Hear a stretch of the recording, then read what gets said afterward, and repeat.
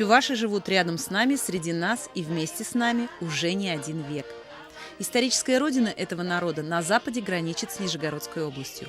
В Нижнем Новгороде проживает примерно половина всех чувашей, населяющих область, хотя есть районы компактного проживания и даже целые чувашские села.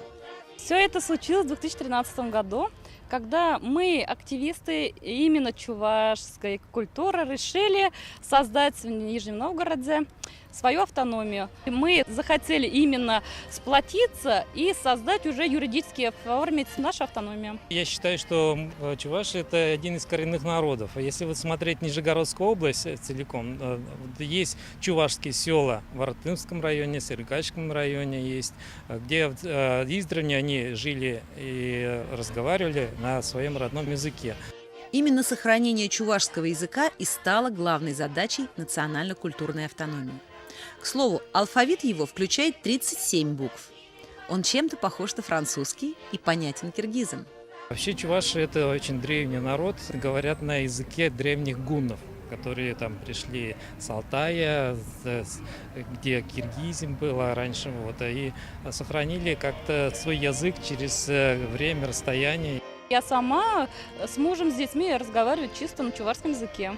Мы создали свой чувашский ансамбль, фольклорный ансамбль. Ансамбль состоит из 11 человек, то есть у нас 10 женщин и один гармонист, он как бы самый такой любимый, которого мы холим, лелеем и бережем соответственно.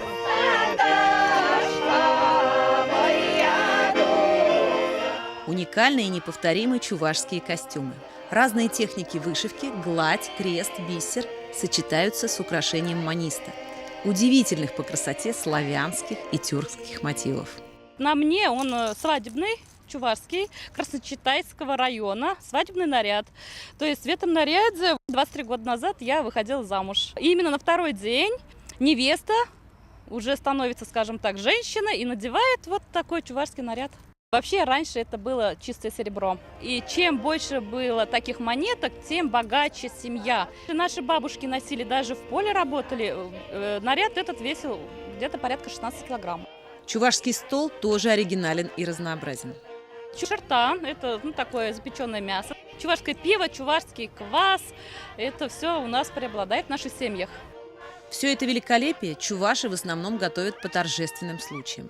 Агадуй – праздник окончания весенних полевых работ, всегда отмечается с размахом.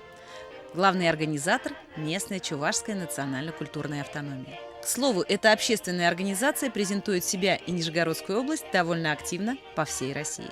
В том году мы были в Республике Крым. На самом деле не только окунулись в Черном море, но и также участвовали на празднике Агадуй.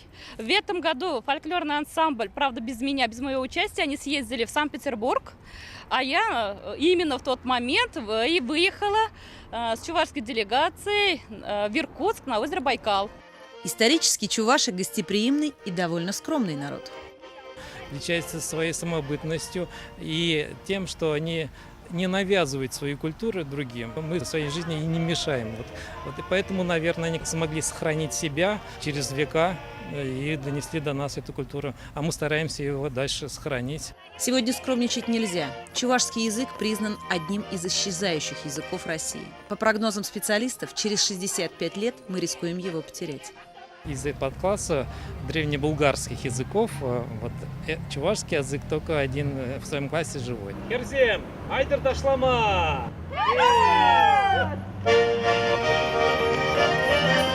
Нижегородская область большая и сильная, способна объединить, сохранить и передать будущим поколениям все разнообразие культуры и языков, которые сейчас живут и процветают в ее границах.